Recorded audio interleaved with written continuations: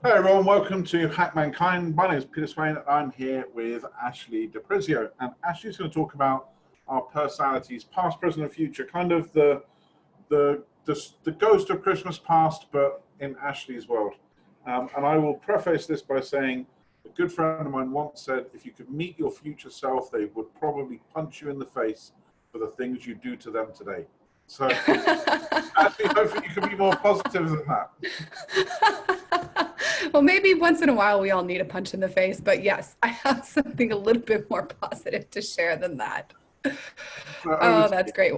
Well, thanks for that introduction there, Peter. So, yeah, today I wanted to talk about our personality and ask the question, is it really permanent? And I was having this conversation actually with a friend last week, I think it was, and I started to really think about that. And one of the questions I asked myself, or I'd like to ask you all, is: are you the same person that you were 10 years ago? Most people are going to say no. Why? Because our interests change, our habits changed, our relationships change. And even though these changes happen, most of us think that in the future, we're going to be the same person that we are right here, right now, in this moment. And of course, that is definitely not the case. I think that one of the things that I realized is that we can be even more different than we ever could have imagined. And really, human beings are works in progress. I would really actually challenge myself to say is, are we ever really finished? And not to say that are we ever really finished? We're always going to have to be working hard and evolving and changing. But the reality is we do have to evolve and change and grow. Otherwise we go in the opposite direction and die. So if we take that perspective and we start to look at sort of the things that we say, our self-talk, oftentimes we even make definitive statements like, I'm an extrovert, I'm socially awkward, I'm always been this way with emotionally eating with food, I've always been afraid of being, vulnerable, I can't speak in front of people. Like, whatever the statement is, these statements are often based on present moment circumstances and don't actually help us with imagining our future self. So when you think about that, if you think when you fail at something or when you fall off track, what is your actual talk track? Is it, I'm dumb, I'm not smart, I can't do this, I'll never figure it out? Or do you have more of a growth mindset where you say, this is feedback, this is information I can use, this is a learning experience, I'm growing, I'm evolving? So obviously the second response is the growth mindset means that who you are doesn't matter right now because you're more focused on who you can actually become and what you can take in the now to empower yourself to become who you want to be in the future. So again, who you are right now is not who you will always want to be unless you choose it. Your future self is far more important than who you are right now today. So for me, if I take a look at who I was just 7 years ago, right? Life happens in 7-year cycles, and I'm just finishing another 7-year cycle. So it's my 5th one. So if you want to do the math, I'm 35.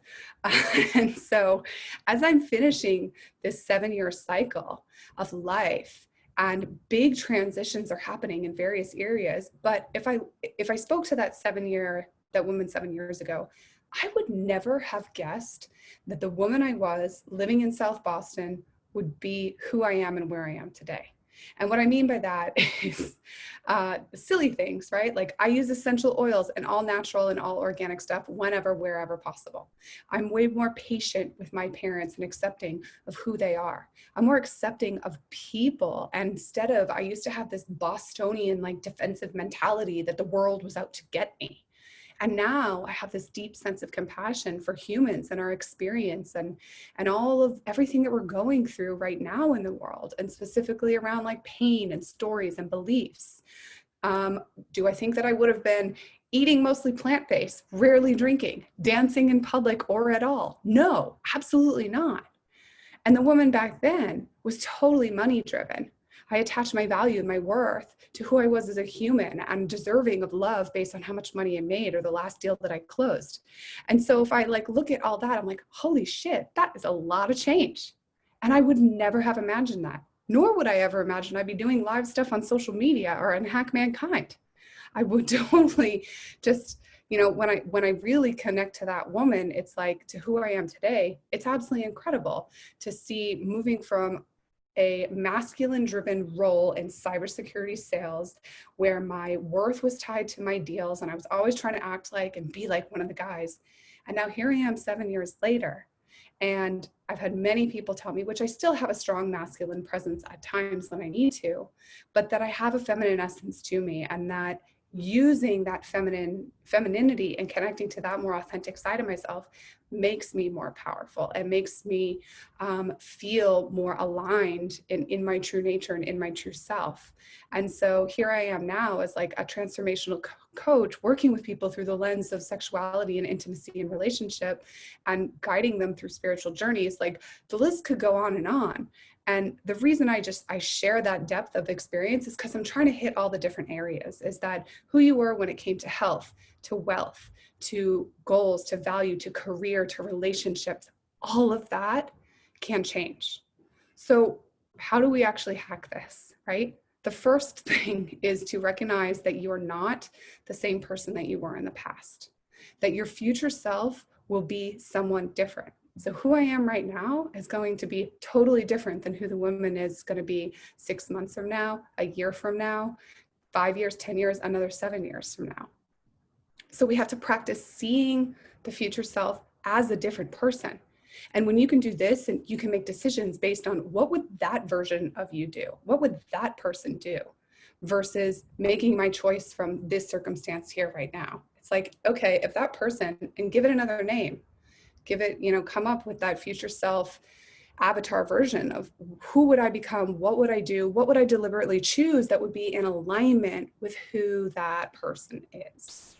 And I think by doing that, you'll start to have experiences that are in alignment with that person. You'll start to become more flexible, more confident, expand more into that version. So through my training, and I've done a lot of it, as I'm sure many of you have in this community, is the best way to predict our future behavior and our future self is by looking at our past. And the reason I say that is because most people stay stuck in their stories, stay stuck in their beliefs, and they have this past identity narrative that they have about themselves. And so if we put that out there, if we say it, if we believe it, then we have to maintain it so that we are in congruency with our thoughts and beliefs. But in order to change our personality, in order to change who we are, we've got to start to change the narrative. Otherwise, if you stick with the same narrative, if you stick with the same environment, you're going to have the same roles and you're going to stay where you are. You're not going to stretch beyond your comfort zone. You're not going to try new things. And because the brain is designed to keep us safe, then we lose our flexibility. And hence, our personality is our comfort zone. So everything that is inside your comfort zone is basically a reflection of your personality. And in order to expand beyond that and to shift your personality from who you were in the past to who you are in the present to where you want to be in the future, is you've got to do some things outside of your comfort zone, because that is where the growth happens. That is where possibility actually lies. So identity is the story you tell yourself about yourself, and personality is how you show up in the world. Identity is based on where we are right now, and the past is the way that our identity should be based on our purpose or chosen goals. So the way that our identity really influences our behaviors, the way that I said that, our identity influences our behaviors, which thus create our personality. And so in order to shift your personality, you actually have to shift your behaviors. But in order to shift behaviors, you actually have to have a new identity. Because if you try, for example, to, like everybody on the first of the year wants to go to the gym and be healthy, and I'm going to eat healthy, and I'm going to meditate, and I'm going to walk, and I'm going to drink a lot of water. But if you don't have the inner identity that aligns with that of a healthy person, eventually your willpower with those behaviors is going to fade out. And that's why after a month or 2 months, nobody's at the gym anymore.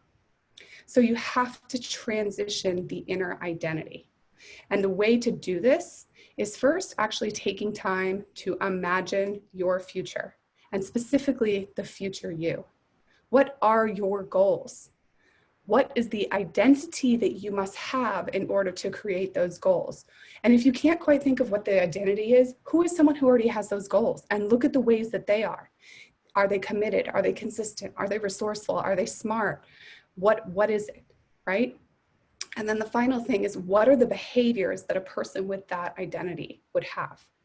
Because see, this is the most powerful way to own the woman, the human, the man that you are, and the human that you want to become. Is you've got to, one, give yourself permission to shift your personality, and I acknowledge that it can. And then the second thing is actually decide what you want the future you to be. And if you need to go back in time and see how you've changed from 10 years ago, just to prove to yourself and give yourself evidence that it is possible for you to do that. So that's what I got for you today, Peter. It is time to shift your personality. And thank you for that. I want to warn everybody on here. First of all, listen to what Ashley's saying and do it. Number one. Number two, when you do it, something's going to happen. And I promise you this is going to happen. You'll find that your friends or the people around you are going, but why are you doing that? I don't get that. They'll start making fun of it. They'll start trying to chip away at it because they want to drag you back into who you were, because that's where they were comfortable. And I promise anybody that's listening to this on the call, I promise you, I'll bet my life on it, the people that stay with you are the people that were worth it. They're the people that identified with a deeper you than probably you identified with on the odd occasion. So don't try and persuade the people around you. Just say, hey, this is what I'm doing now. And if they don't get on board with it, well, then leave them to one side and carry on your journey and let them carry on their journey. But every one of these big shifts I've gone through, like when I kind of got big into personal development, like there were so many people saying, oh, it's just a cult, it's just this, it's just that. I'm like, you know what? Fine. And my first iteration was trying to persuade them. No, it's not. It's this. It's this. It's this. And after I was like, you know what? If you don't want to, if you, like a lot of people don't know is I'm a Mason. And when I told my mum originally that I was joining the Masons, she said, oh, but don't you do all those weird rituals? And I went, Mum, you're a Catholic. She went, yeah, right. Yeah, they have plenty. I said, you believe that you drink the blood of God every Sunday. A Protestant believes that the Sunday service is a symbolic service. One of the fundamental differences in Catholicism is that you believe that a priest blesses the wine and it becomes the blood of Christ. And I'm not judging your religion here, Mum, but I'm just saying that maybe you've got your own rituals that if you want to critique mine, you might want to think about yours.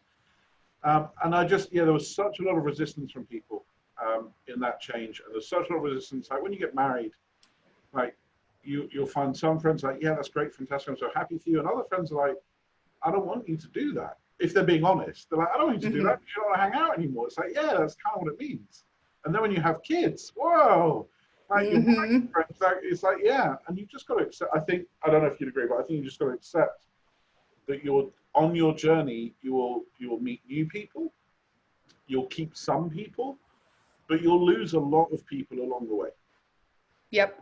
I totally agree with that. And that's the experience I had, especially where I moved across the country to San Francisco and I changed a whole bunch. And so some people stayed, some people left and then kind of came back. And I think that what you're saying is you have to be committed to your journey and committed to that person that you want to be, the best version of you, regardless of all the judgments and the thoughts from other people. Because otherwise you're living your life for those people. And I spent about 30 years doing that. And I would also say inside that, and again, I quote this all the time and I cannot remember who said it. And it might be I said it, but it might just be brilliant. But the phrase that I love this phrase, hear everyone, but choose who you listen to. So if people have feedback for you and you trust those people, hear them out. Listen to what they've got to say, but choose what you listen to. Because if it doesn't suit you, you go, you know what? I thank you for your opinion. I respect it and I value it, but I'm going to sit that to one side and I'm going to carry on because I believe in X, Y, Z. I believe in what I'm doing. Like the values that you're talking about, actually, I can identify with what you're saying. I now eat primarily organic food. I pay a lot of attention to my macros and my micros of what I eat. I care Mhm. about the welfare of the animals that I do eat. I am a carnivore. I'm not a vegan or vegetarian, but I want the things I eat to have enjoyed the life they had, and I Yeah. don't want them to suffer in the process. But I'm okay with that. I've made my peace with that. But if you asked me 10 years ago, I didn't give a toss.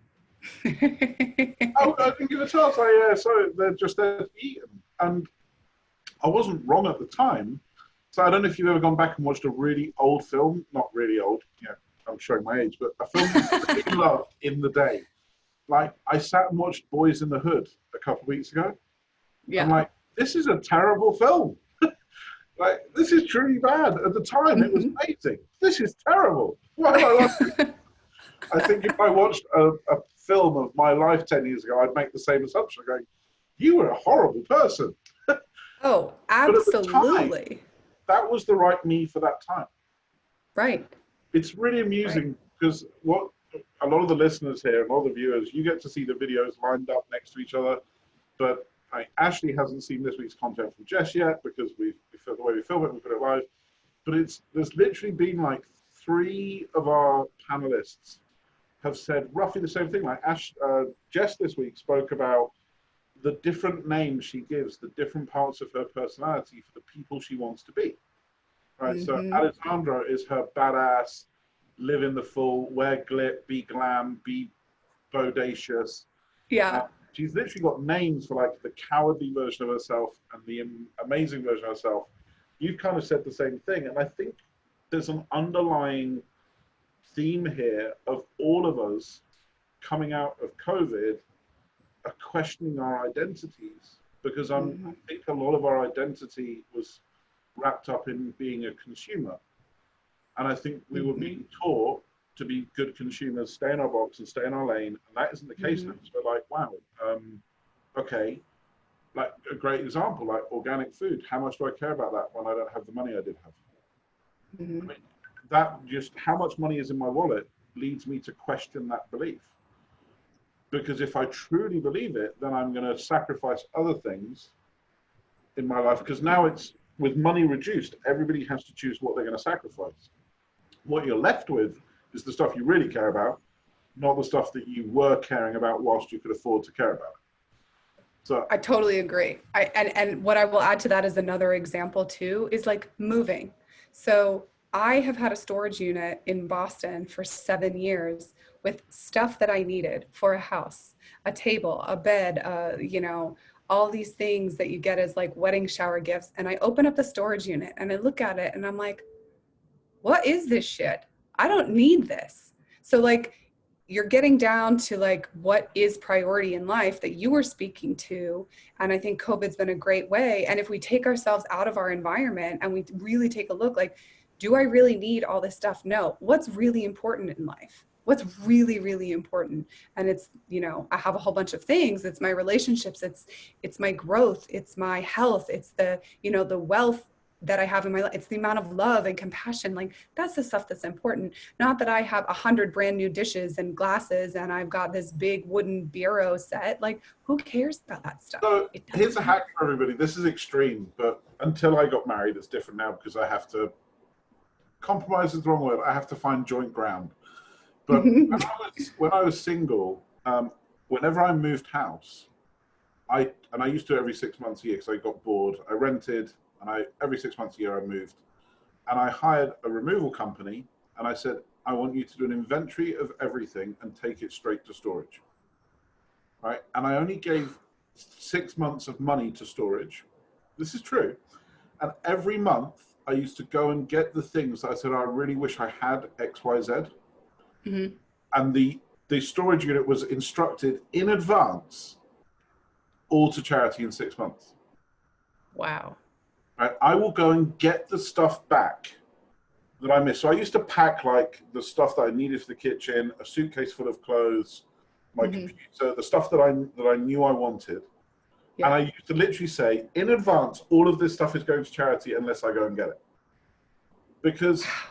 and then every month you go, actually, I really wish I could watch that DVD set, or I really wish I had that book, or where's that gone? Oh yeah, it's in storage. Okay, So I used to go and get it, and everything else every 6 months was like, go away, leave me alone, gone. Oh, that's brilliant. I like that. I loved it. Just bring in the stuff you want versus forcing yourself to push out the stuff you don't.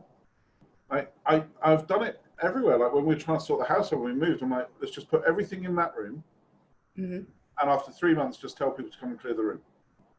Hmm. And if we didn't use it in 3 months, do we really seriously want it? That's brilliant. I mean, women talk about that with their closets. If you haven't worn it in a year, take it out of your closet, get rid of it. Absolutely. But I love that you do it in a shorter period of time, 3 or 6 or 9 months or a year. Like, it makes so much sense because we've been so trained as consumers to have options, to buy this, to have this, to make sure your house is full of all these ridiculous knickknacks, and you need to have the right wine glasses for red, white, or bubbles, right? Or a whiskey glass. The reason it annoyed me so much, the reason I came up with it, is I saw this talk from a hypnotist, and it just amazed me. Under hypnosis, like proper hypnosis, Yep. a hypnotist can ask you what you were doing on the 3rd of April, 1997, and you can answer the question, right? Hmm. And they can ask you how many cups are in your cupboard, and you can answer the question, right? So what that means to me is that every piece of information, everything you own, exists not just in your real space, but exists in your brain.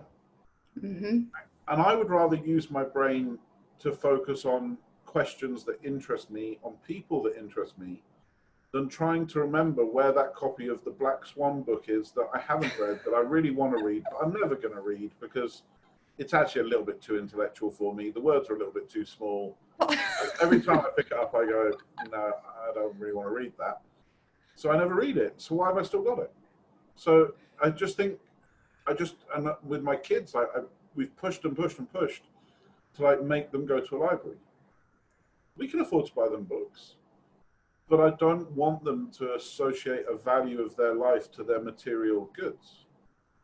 I want them to be happy having absolutely nothing, because then anything they layer on top of it is a blessing, not a requirement. Now, I'm failing miserably because grandparents and me and my wife, we give them stuff. But I'm trying, but I fail. But yeah, I think what you said is absolutely beautiful. I think the only caveat I would like to add, and ask you for final thoughts, is I love what you said. I do want people to think about that future self, because if you've invented that future self, you can drive your behavior towards it. Mm-hmm. But at the same time as you do that, always be present. Yes. Right? Because the moments that I guarantee Ashley regrets, the moments that I regret, the moments that every single person regrets, are the moments that they weren't truly present in that friendship, in that relationship, in that job, wherever it was. Every single one of us can look back and go, you know what, I didn't give that my best because I didn't show up. And those regrets, for me, those regrets are truly painful, because I look back and I go, there's no way I can undo it now. And I didn't give it my best. So look to your future self in the abstract, but make sure you're present in the moment. I totally agree. And I will just end to say that the present, this moment, is the only thing that exists. What happened, what we said 5 minutes ago, doesn't exist. The future self doesn't exist yet. So be present right now, be gratitude, be gracious for it, because we can never get the moments back. We can only just be here, right now, which means we also have a choice in who we be and what we focus on and what our energy is right here, right now. So the reality is, the choice you made 10 seconds ago to, for me to eat a brownie and be like, oh, I'm not a healthy person, I get a new choice now 10 seconds later, and I get a new choice now 10 seconds later. So the reality is, you can choose who you are every 10 seconds if you wanted to, if you truly wanted to be that present. And hopefully, if everyone listens to you, not me, their future self will give them a hug, not punch them in the face. The world needs a lot more hugs. It's true. It was a great moment. He was basically like, we are the only species that eats brownies, that literally sabotages ourselves. And in 10 years, he was coming on to his 50s. He's like, I now know what my knees are. I'm like, what? He's like, every decade older you get, you become more aware that your knees exist. Like a 20-year-old, you don't even know your knees exist. Your 30s, you start knowing they exist. Your 40s, you know, by the time you're 60, they're actually a factor that determines what you can do in your life. He's like, if I could go back to my past self that ate bread and brownies, I would literally punch them in the face for the damage they're doing to me. I'm like, that's actually quite a good way to think about it, but I prefer your way. Right, on that note, you've been listening to Ashley DePrizio and Peter Swain on Hack Mankind, www.hackmankind.com. Sign up, subscribe, get more great content like this. Ashley, it's been a pleasure as usual. Thank you so much for your time. Thank you, Peter. See you soon. Bye-bye. Take care.